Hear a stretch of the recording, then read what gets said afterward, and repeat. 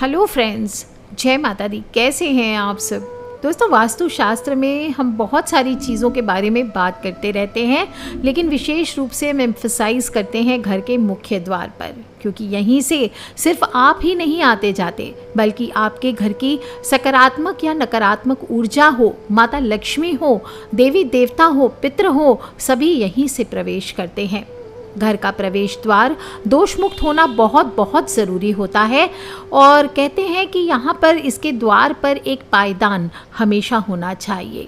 आपका घर का मुख्य द्वार विशेष रूप से कौन सी दिशा में होना चाहिए और कौन से रंग का पायदान आपको, अगर आपका मुख्य द्वार उस दिशा में है तो यूज़ करना चाहिए, ये बहुत इम्पॉर्टेंट होता है। जैसे कि आपका घर का मुख्य द्वार अगर उत्तर दिशा में है तो आपको नीले रंग का पायदान यूज़ करना चाहिए।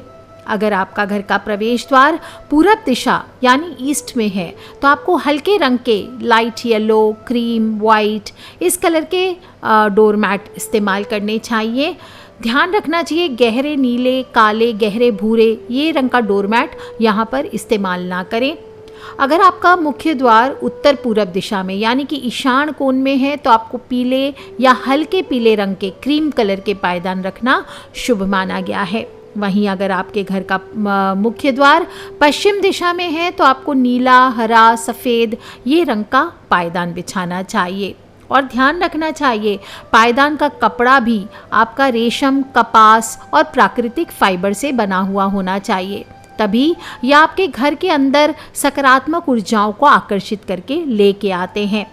एक्रिलिक कपड़े से बने पायदान को घर में नहीं लगाना चाहिए, क्योंकि यह अग्नि तत्व होता है और सकारात्मक ऊर्जा और भावनाओं को जला देता है।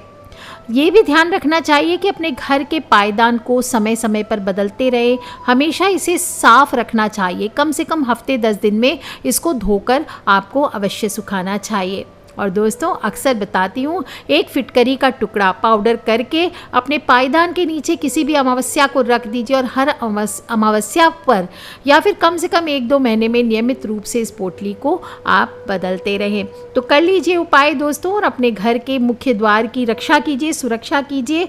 अपने घर के मुख्य द्वार के द्वारा अपने घर में नकारात्मक ऊर्जाओं को बाहर ही स्टॉप कर दीजिए और घर में सकारात्मक ऊर्जाओं का प्रवेश बनाएं।